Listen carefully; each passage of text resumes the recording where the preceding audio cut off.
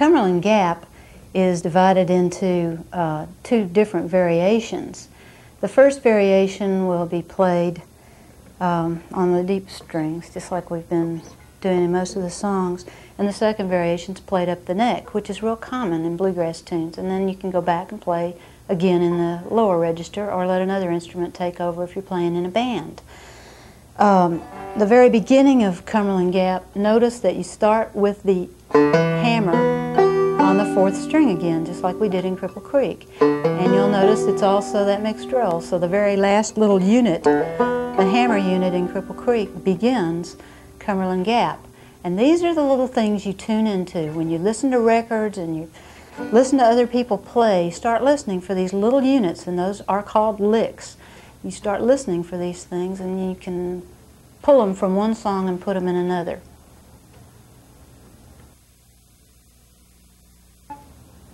Okay, let's go through the first variation first.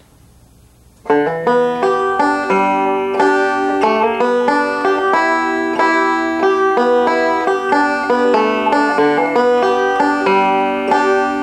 that's part A, and you just play it again.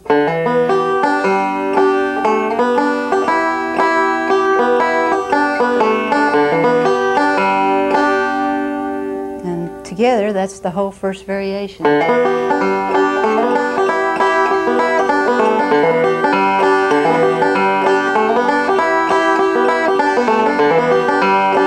that's really the whole song.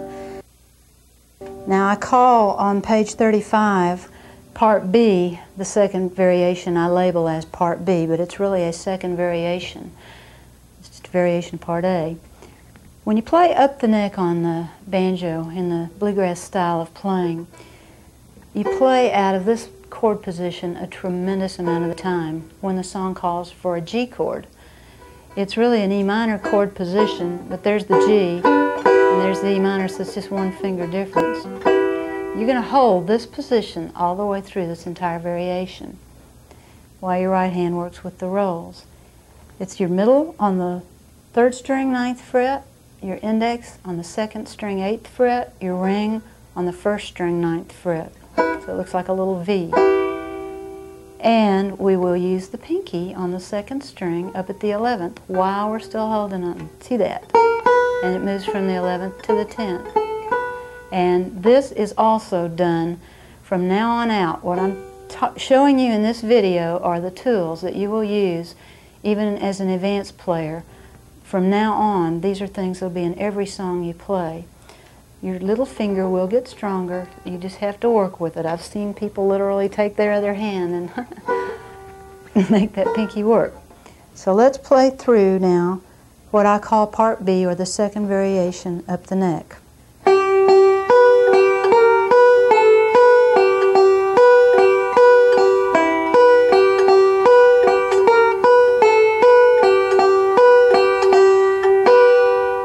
Repeat that part. Then after you get through with that, you go back and play the first variation again, which on page 35 is labeled part C. And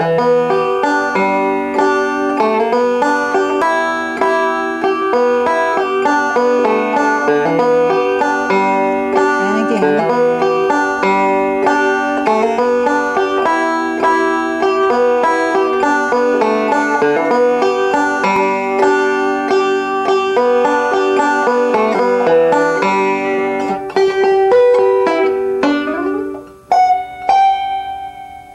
Okay, that end that's in the tablature in the book is the part up here again. After you get through, you come up to the 8, 9, and 8.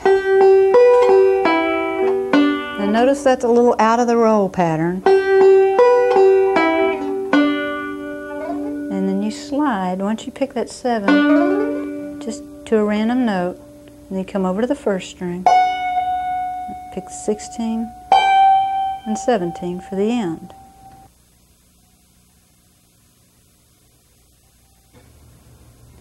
Now let's play through all of Cumberland Gap.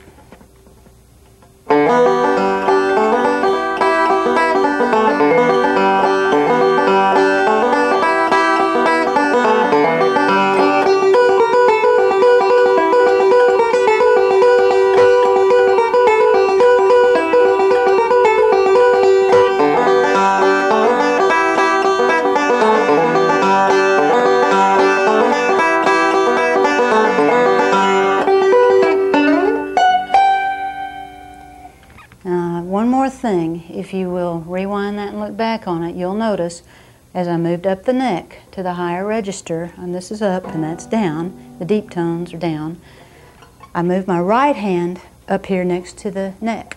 This is called the X position by the bridge. And you'll see this, and you hear people talk about this, and this is called the Y position. When you play down the neck on the deep tones, play close to the bridge in the X position. When you move up the neck, you move this hand in close to that hand and play in that position, and it gives the banjo a lot mellower, prettier tone.